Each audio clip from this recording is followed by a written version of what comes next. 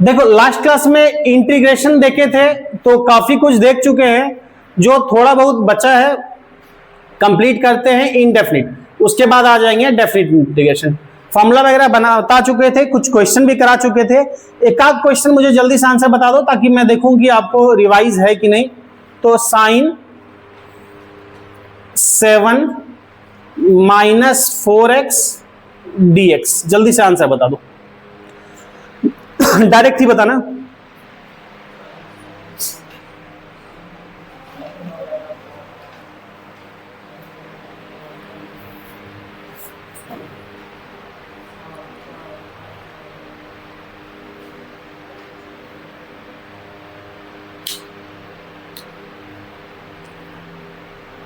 हाँ बोलो।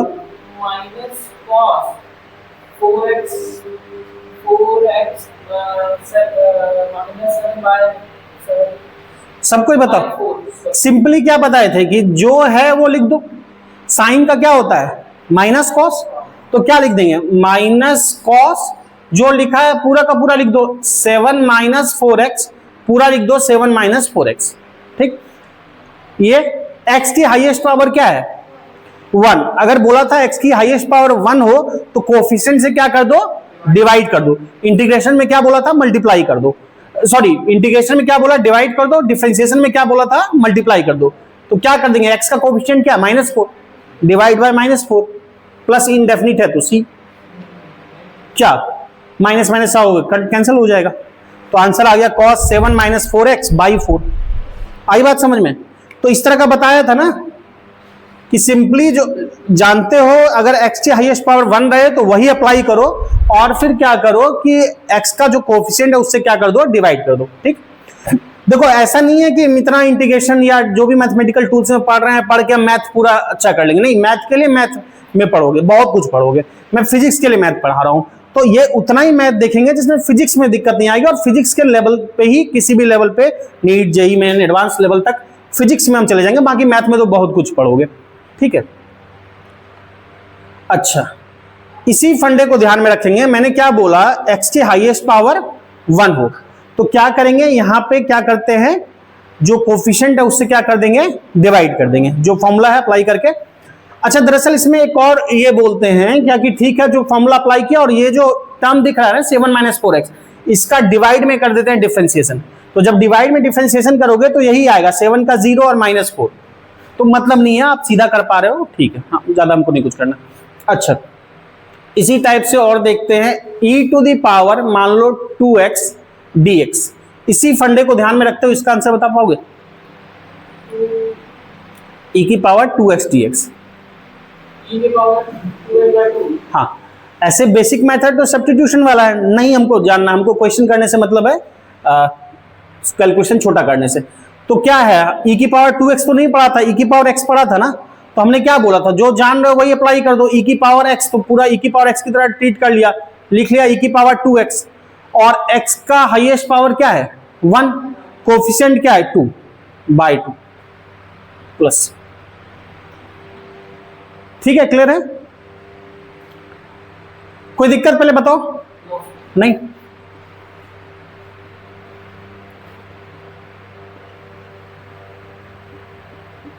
e⁻3t + 4 dt। चलो आंसर बताओ। e⁻3t + 4 dt। e⁻, ठीक बता रहे हो, गुड। सब बताओ क्या लिखेंगे? 3t + 4/3।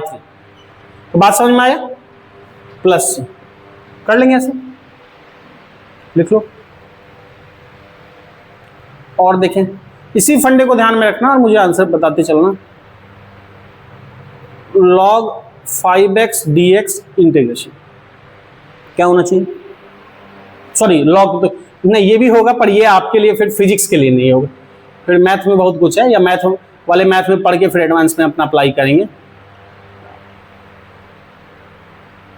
ये करो, वो भी होता है, फिर इलेट होता है method, inverse, logarithm, algebra, trigonometric, exponential, वो फिर मैथ में देखते हैं। log x भी निकलता है, लेकिन इसलिए आपको प्रैक्टिस भी करना है मैथमेटिकल टूल्स तो सीट है, या किसी को जानना भी है तो फिजिक्स का जो मैथमेटिकल टूल बुक है उससे करना है। मैथ की बुक से मैथ नहीं बनाना है, मैथमेटिकल रूल। देखो ये हम तो कोई फॉर्मूला देखे नहीं है, ऐसा तो कुछ देखे नहीं है, लेकिन हम इस फॉर्मेट में देखे 1/x देखे हैं, 1/x देखे है ना। 1/x का क्या होता है? log x। तो 1/x का होता है log x, तो इसको वैसे ही ट्रीट कर देते हैं, पूरा का पूरा जो लिखा है लिख लो, log 5x + 2। यहां पे x की हाईएस्ट पावर क्या है? 1। कोफिशिएंट क्या है? डिवाइड कर देंगे 5 से। क्लियर है? जो 1/x के टाइप से दिख रहा है फॉर्मेट है, तो 1/x का क्या होता है? log x। तो वही मानते हुए पूरा ट्रीट कर लिया, जो लिखा है लिख लिया, 5x + 2। यहां x की हाईएस्ट पावर क्या है? 1। कोफिशिएंट क्या है? 5 से डिवाइड कर देंगे। समझे बात को? इसको लिखो, एक हमको और बता दो, इसमें बता दो 1/3 + 7x dx। क्या आंसर होगा?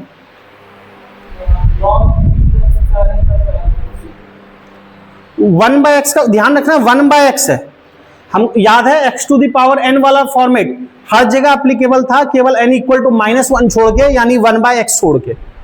बाकी 1/x² आएगा तो उसका अलग फॉर्मूला, x³ का अलग है, वो फिर ऊपर चला जाएगा, x⁻², x⁻3, x⁻n का फॉर्मूला लग जाएगा। ये 1/x का फॉर्मेट है तो log x होता है। ठीक है, तो क्या होगा आंसर, जल्दी बताओ। log बता रहे हो कुछ लोग? 3, ठीक है सबको ही बताओ, ठीक बता रहे हो, 7x डिवाइड बाय 7, x का कोएफिशिएंट प्लस। क्लियर है सबको? तो इनको नोट डाउन कर लो जल्दी से, फिर और क्वेश्चन दे रहे हैं।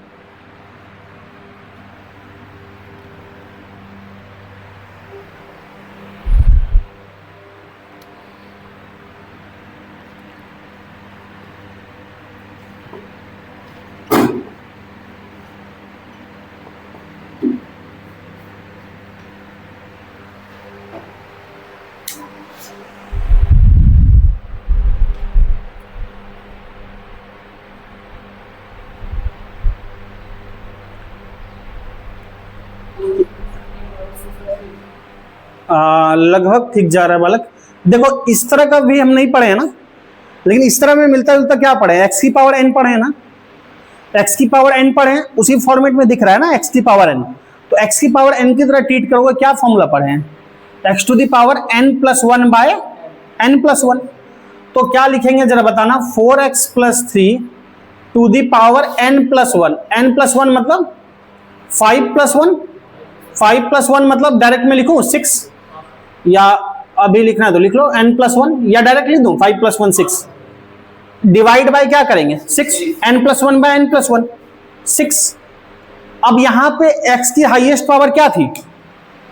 1 है, x की हाईएस्ट पावर 1 है, ये तो 4x + 3 की पावर 5 है ना। x की हाईएस्ट पावर देखोगे तो 1 है, उसका कोएफिशिएंट क्या है? 4 से क्या कर देंगे? डिवाइड। इंटीग्रेशन में क्या बताया था? डिवाइड करने, सब जगह डिवाइड ही कर रहे हैं ना। अगर हाईएस्ट पावर 1 हो तो इंटीग्रेशन में क्या करना है? डिवाइड। बाकी क्यों आता है, कैसे आता है, वो सब्स्टिट्यूशन मेथड बेसिक से बता दिया, ठीक है, पर करना ऐसे ही है। प्लस क्या लिखेंगे? c। तो आंसर क्या हो गया? 4x + 3 6/24 plus. पहले बताओ ये क्लियर है? ये सबको क्लियर है? ठीक। अब इसी को सजा के दिया होता है फॉर्मेट कि ax + b⁴n। डजंट मैटर, हमको क्वेश्चन करने से मतलब है, कैलकुलेशन छोटा करने से मतलब है। इसी को लिखा होता है ऐसे ax + b⁴n dx। तो इस फॉर्मेट में रहे तो ax + b⁴n+1/n+1 इंटू x का कोएफिशिएंट a, ये होता है। क्या मतलब है? वही चीज तो किया ना। तो खतरनाक से याद क्यों रखना, हम सीधा कर सकते हैं। या फिर बोलते हैं इसका डिवाइड में डिफरेंशिएशन कर दो। डिफरेंशिएशन करोगे ना तो a क्या होगा? बाहर dx dx 1 हो जाएगा, ये 0 हो जाएगा, तो a ही आएगा। तो उतना हमको नहीं जानना, हमको सीधा क्वेश्चन कर ले रहे हैं, काम करना। समझ में आ रही है बात? इसी फॉर्मेट को लिखा है, देखो ax + b, ऐसा ही फॉर्मेट है, पे पावर n, तो क्या है? ax + b पे पावर n+1, तो 4x3 5+1 डिवाइड बाय n+1 5+1 और इंटू x का कोएफिशिएंट है, x का कोएफिशिएंट है। ठीक है, तो ऐसा फॉर्मूला बना के हम क्यों ही याद करें, हम सीधा ना कर लें। क्या समझ रहे हो? अब देखो क्वेश्चन देखते हैं, integration 3t plus 4 to the power 7 dt, 3t plus 4 to the power 7 dt, जल्दी से आंसर बता दो सब लोग।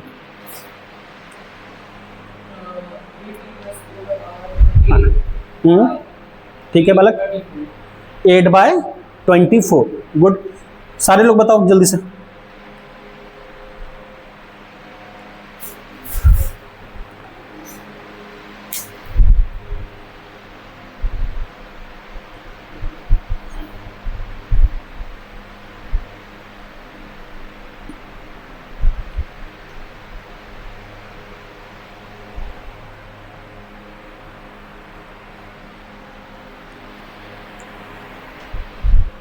सबका आया? अब जल्दी बताओ क्या आया है। एक बालक तो बताया, बाकी लोग बताओ, और लोग बताओ। बालिका 3t प्लस 4, ठीक बोल रहे हो। एक्स की पावर n का फॉर्मेट है ना, n प्लस 1, 7 प्लस 1 क्या हो जाएगा 8, डिवाइड बाय क्या होगा n plus 1, X to the power n plus 1 by n plus 1। और क्या करें, t का हाईएस्ट पावर क्या है 1 है, कोफिशिएंट क्या है 3 इंटू 3, ये आंसर हो जाएगा प्लस सी। पहले बताओ ये क्लियर है? तो कितना आ गया 3t प्लस 8, 4 की power 8 by 24, 3t plus 4 to the power 8 by 24 plus C. पहले बताओ ये क्लियर है सबको? ठीक है, बाकी तो देख ही चुके थे क्या, ठीक है। और लिखा जाए, एक आध क्वेश्चन और ऐसा दे रहा हूं, फिर और फॉर्मेट पे चलेंगे दूसरे।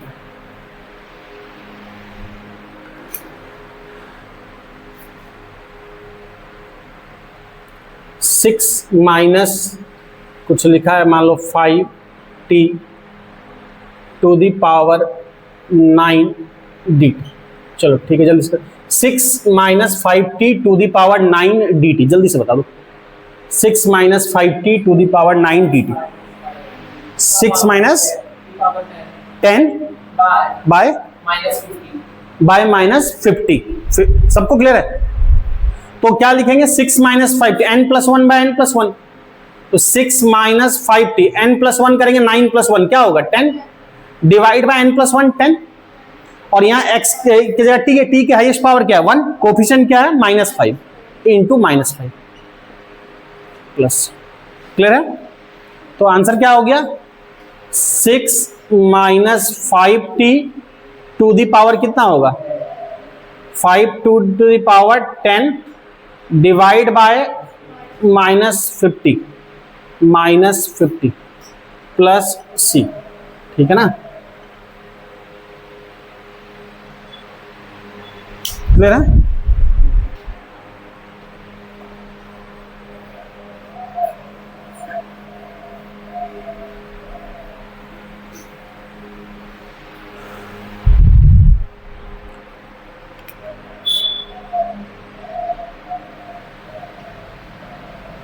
तो इस टाइप का क्वेश्चन कर लोगे, ठीक है। एक आक और करते हैं, जैसे मान लो उसको सोच सकते हो tan स्क्वायर x dx। इसके लिए 1-2 मिनट ट्राई कर सकते हो, थोड़ा हिंट चाहिए तो मैं हिंट दे दूंगा। क्या स्क्वायर में कोई फॉर्मूला देखे थे इंटीग्रेशन का? ट्रिगोनोमेट्रिक स्क्वायर में कोई इंटीग्रेशन का फॉर्मूला देखे थे? 2 ही देखे थे, एक सेक स्क्वायर एक्स का और एक कॉसेक स्क्वायर एक्स का, 2 ही फॉर्मूला देखे हैं ना। उन दोनों में से तो है नहीं कोई, तो स्क्वायर में अगर बेसिक बात करें तो हमको वो 2 ही आ रहा है, तो उन 2 में से बदला जा सकता है इसको किसी में, सेक या कॉसेक में किसी में बदल सकते हैं। तो ट्रिगोनोमेट्रिक आइडेंटिटी यूज करते हुए बदलने का ट्राई करो और बताओ आंसर क्या आएगा, ट्राई करो। 1 मिनट का टाइम दे रहा हूँ, ठीक। देखो हमने ट्रिगोनोमेट्रिक स्क्वायर में 2 ही पढ़ा है, एक सेक स्क्वायर एक्स का फॉर्मूला पढ़ा है, एक कॉसेक स्क्वायर एक्स का पढ़ा है।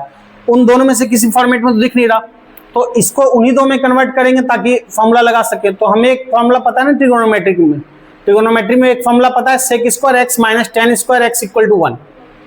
तो यहां से अगर लिखना चाहते हैं तो टेन स्क्वायर एक्स को क्या लिखेंगे, टेन स्क्वायर एक्स को लिखेंगे 1 माइनस सेक स्क्वायर एक्स। हाँ सर, इधर जाएगा सेक स्क्वायर एक्स माइनस 1 ना, इसको लिखेंगे सेक स्क्वायर एक्स माइनस 1। तो टेन स्क्वायर एक्स की जगह लिख सकते हैं sec square X minus 1, sec square X minus 1 dx लिख सकते हैं। ऐसा करने से क्या हुआ कि दो फॉर्मेट बनाना, एक सेक स्क्वायर एक्स dx और एक क्या है 1 dx यानी कि dx। इसको अगर ब्रेक करोगे तो एक बार करोगे सेक स्क्वायर एक्स dx और इसको क्या लिखोगे माइनस 1 इंटू dx मतलब dx, यही होगा। एक बार इस टर्म का सेक स्क्वायर dx मल्टीप्लाई किया, एक बार 1 dx मतलब dx। तो इसको सॉल्व करोगे, सेक स्क्वायर एक्स का क्या होता है 10x और dx का क्या होता है x, और दोनों का कांस्टेंट ऐड होकर कोई कांस्टेंट ही होगा तो प्लस, ये आंसर हो गया 10x minus x plus C. समझ में आया? ये समझ लिए तो एक क्वेश्चन सबको जल्दी से आंसर, इसका आंसर मुझे सबसे चाहिए, इसी टाइप का है, कुछ खास नहीं है, कर लो कॉट स्क्वायर एक्स dx।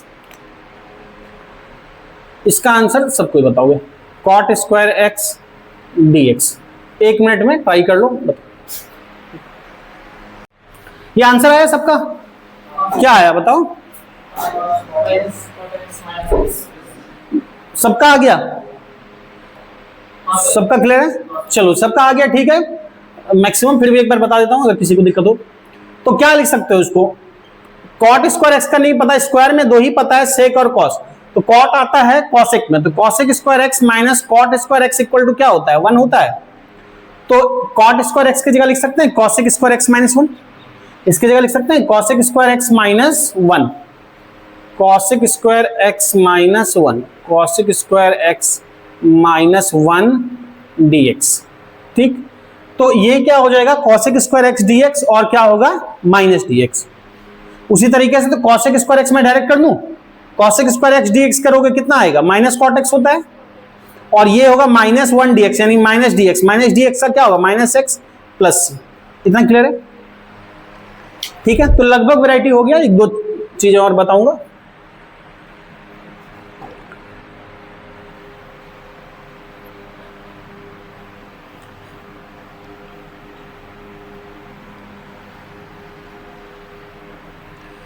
अब देखो यहां पे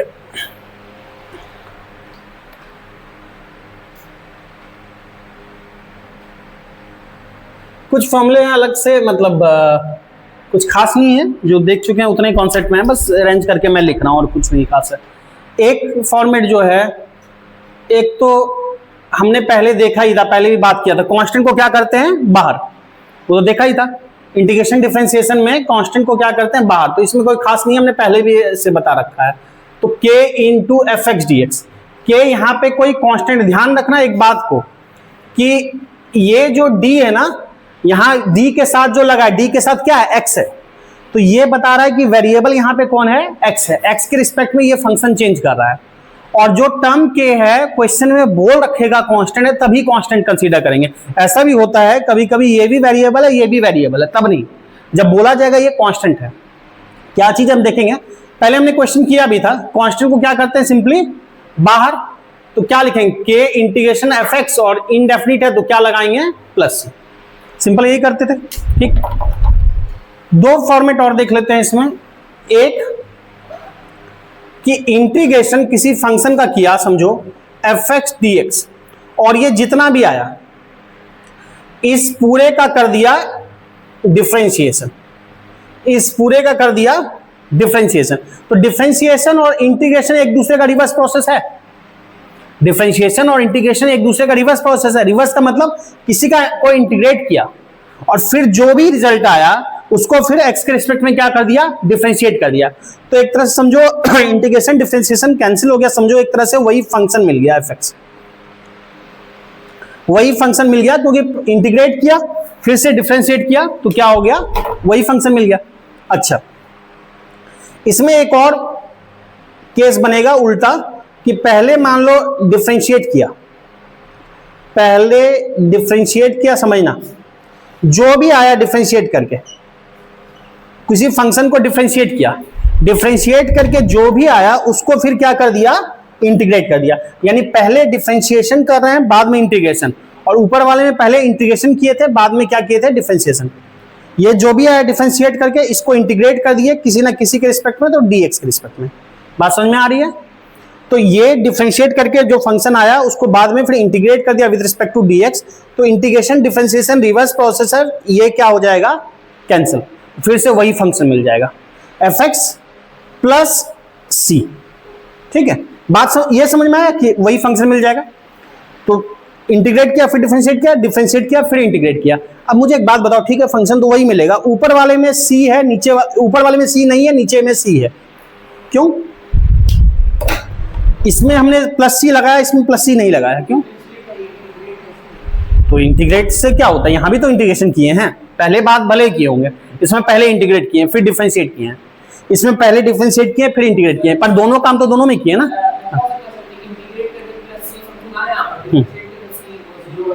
हाँ ठीक है, गुड।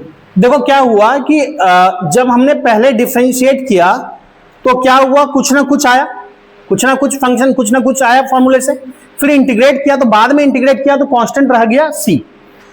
यहां जब पहले इंटीग्रेट किया तो क्या होगा, कुछ वैल्यू आएगी, इंटीग्रेशन में क्या आएगा, इनडेफिनिट है, प्लस c, कोई वैल्यू प्लस c आया, तो प्लस c आया, बाद में फिर क्या किया, डिफरेंशिएट। तो जब डिफरेंशिएट करेंगे तो कांस्टेंट का डिफरेंशिएशन क्या होता है, 0, जो कि डिफरेंशिएशन बाद में किया इसलिए c नहीं दिख रहा। बात आ रही है समझ में? तो इसको नोट डाउन कर लो, 1-2 मिनट, फिर क्वेश्चन देखते हैं। ये लिख लिया, समझे सब? चलो, तो एक आध दो क्वेश्चन मैं कर रहा हूं सिंपल सा, जरा मुझे आंसर सबसे चाहिए। Integration sine alpha dt, integration sine alpha dt, जल्दी से आंसर बता दो। देखो इसमें क्वेश्चन में यहां पे साइन अल्फा है, ध्यान रखो, और यहां पे क्या है, t है, तो वेरिएबल कौन है, टाइम है, यहां अल्फा बोल दिया गया है, कांस्टेंट है, ये कांस्टेंट है साइन अल्फा। समझ में आ रही है बात? वेरिएबल कौन है, t। अगर क्वेश्चन होता कितनों को विचार आ रहा है इसका answer, cos alpha minus cos alpha, किसी को विचार आ रहा है माइनस कॉस अल्फा? नहीं, minus cos alpha plus c, ये विचार आ रहा है तो सरासर गलत है, महापाप तो नहीं कहेंगे पर पाप है। तो अगर ये तब होता जब होता साइन अल्फा, समझना, D alpha, sine alpha D alpha होता तब ये आंसर होता। अगर साइन अल्फा डी अल्फा होता ना तब होता माइनस कॉस अल्फा प्लस सी। बात समझ में आ रही है? यहां भी अल्फा वेरिएबल, यहां भी अल्फा, पर यहां अल्फा, यहां पे क्या है, टी है। अब या फिर होता साइन टी डी टी, तो क्या होता आंसर, माइनस कॉस टी। पर यहां अल्फा है ना, और अल्फा क्या बोल दिया गया, कांस्टेंट है, मतलब अल्फा कांस्टेंट है, मतलब साइन की ये जो पूरी वैल्यू निकलेगी वो भी क्या होगा, कांस्टेंट ही होगा। एंगल कांस्टेंट है तो साइन की वैल्यू भी कांस्टेंट होगा, मतलब साइन अल्फा क्या हो गया, कांस्टेंट। और कांस्टेंट को क्या करते हैं इंटीग्रेशन में बाहर, कांस्टेंट को बाहर करते हैं ना, तो यहां साइन अल्फा क्या हो जाएगा, कांस्टेंट, तो कांस्टेंट क्या हो जाएगा बाहर, तो इंटीग्रेशन किसका हो जाएगा, dt। ये क्वेश्चन हो गया, समझे बात को? क्यों? क्योंकि यहां पे t वेरिएबल है और अल्फा बोल दिया गया क्या है, कांस्टेंट है। तो अब dt का इंटीग्रेशन क्या होता है, t, तो क्या आंसर हो जाएगा, t plus C, sine alpha into T plus C. समझ में आ रही है बात? आपको ये खतरनाक काम विचार तो नहीं आ रहा मन में करना कि alpha T plus C alpha, ये सब नहीं कर देना एंगल। हाँ, तो ये समझे इसको। अब इसमें एक आध मैं और कराऊंगा, फिर दूसरे फॉर्मेट में आ जाएंगे। अब जब देखेंगे फिजिक्स में आगे यूज होगा ना, तो बहुत तरह का बात करेंगे, तो वहां पे देखेंगे।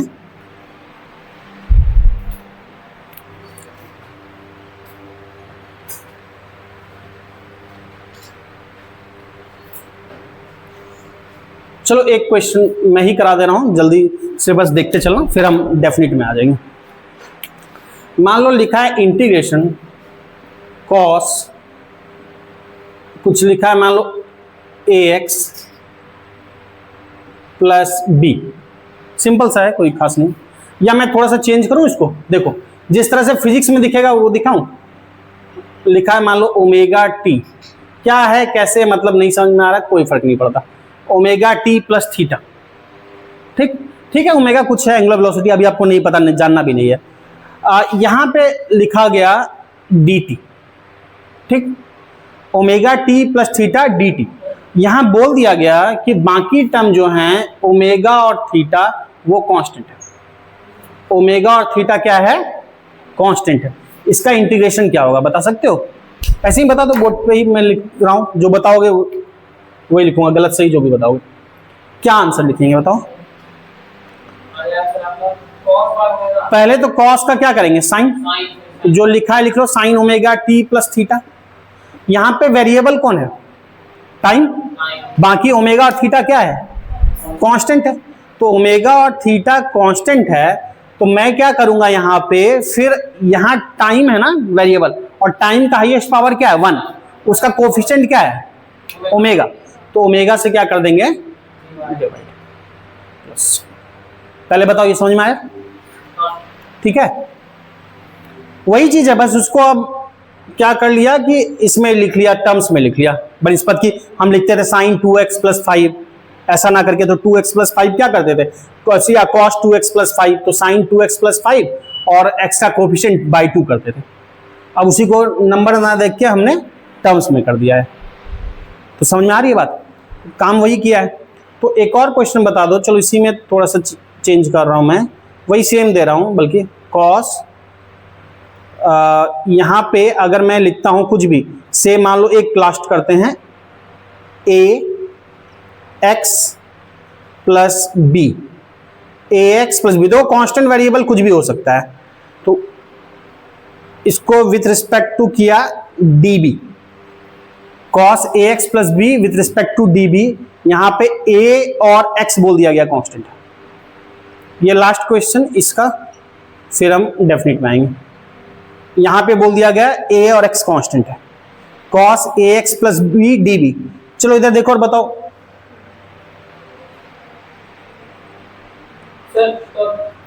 पहले तो जो है पूरा लिख लें, साइन ए एक्स प्लस बी लिख लें, ये तो लिख लेते हैं जैसा है।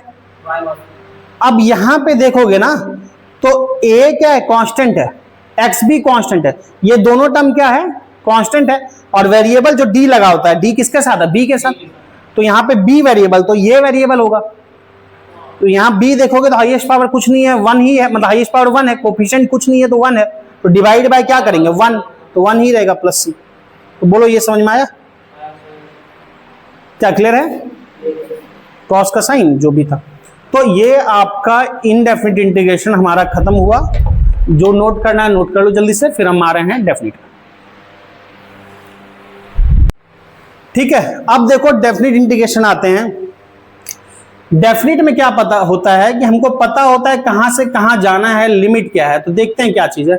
मान लो कोई फंक्शन है fx dx, ठीक, इसको इंटीग्रेट किया, कहीं से कहीं लिखा हुआ है मान लो a से b, ठीक, इसको लिखते हैं, नीचे जो लिखा है इसको लिखते हैं लोअर लिमिट, इसको बोलते हैं लोअर लिमिट, और ऊपर जो है वो क्या लिखते हैं, बोलते हैं अपर लिमिट, इसको बोलते हैं अपर लिमिट। अपर लिमिट करना कुछ नहीं है, जो पहले किए थे वही चीज है, बस यहां पे लिमिट एक एक्स्ट्रा आ जाता है। तो पहले जब इसका इंटीग्रेशन किए थे इनडेफिनिट वाला ही फॉर्मूला लगेगा, तो कुछ आया था इंटीग्रेट करके, मान लो आया कैपिटल fx, ठीक, यहां पे लिमिट रख दिए लोअर अपर a से b, या तो एक ब्रैकेट लगाओ या डबल लगाओ, जैसे कोई फर्क नहीं पड़ता। एक बार x की वेरिएबल है, x के जगह पे लगाएंगे upper limit f of b, minus x के जगह पे लगाएंगे lower limit f of a, तो ये हो जाएगा ऐसे f of b minus f of a। ठीक है, क्या चीज है ये, एक क्वेश्चन से समझते हैं, जरा देखना बोर्ड पे। मान लो क्वेश्चन है इंटीग्रेशन, मान लो x क्यूब dx, ठीक, ऐसा है तो ये क्या है, इंडेफिनिट। मान लो यहां पे हमने लिमिट दे दिया कुछ 2 से 4 तक, ठीक, ये लोअर लिमिट है, ये अपर लिमिट है। इसको इंटीग्रेट करेंगे तो पहले इंडेफिनिट से जो आता था क्या आता था, x to the power 4 n plus 1 by n plus 1, तो 3 प्लस 1 बाय 3 प्लस 1 x की पावर 4 बाय 4। यहां पे c नहीं रहेगा, क्योंकि डेफिनिट इंटीग्रेशन हमको पता है कहां से कहां जाना है, जो कांस्टेंट पहले जानकारी दिया था उस कांस्टेंट के बारे में हमको पता होता है। तो यहां पे क्या करेंगे, लिमिट लगा देंगे 2 से 4। जो वेरिएबल x वेरिएबल, तो x में 2 से क्या लिख लिया 4। ठीक, एक बार x के जगह पे रखेंगे अपर लिमिट यानी 4 टू दी पावर 4, बीच में लगाएंगे माइनस, फिर x की जगह क्या लिखेंगे लोअर लिमिट। लोअर लिमिट क्या है 2 to the power 4 divide by 4। आ रही बात समझ में? अब इसको सॉल्व कर लो जो भी आएगा। तो 4 की पावर 4 कितनी होगी, 4 चौके 16 चौके 64, 64 कैसे होगा बालक, 4 चौके 16 चौके 64 कितना 256।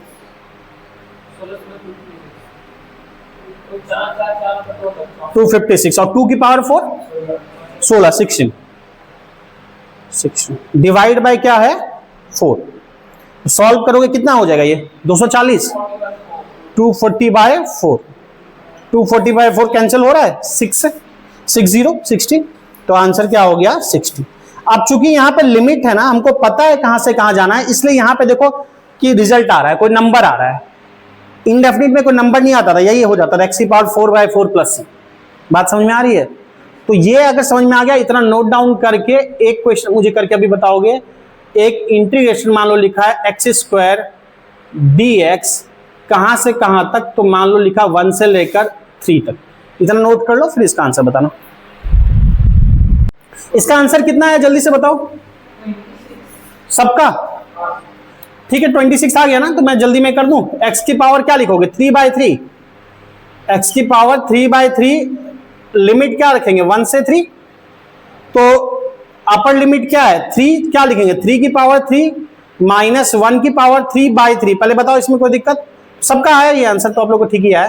तो क्या होगा 27 में 1 क्या होगा 26/3, इतना ही सबका आया, तो ठीक क्लियर। तो इसमें कुछ और करते हैं थोड़ा। अब देखो जो इंडेफिनिट में कर रहे थे वही काम करना है, बस फॉर्मूला यूज हो रहा है 2 to the power t 2t to the power 4 dt। यहां लिमिट रख दिया कुछ मान लो 1 से लेकर चलो 2 तक रख दिया।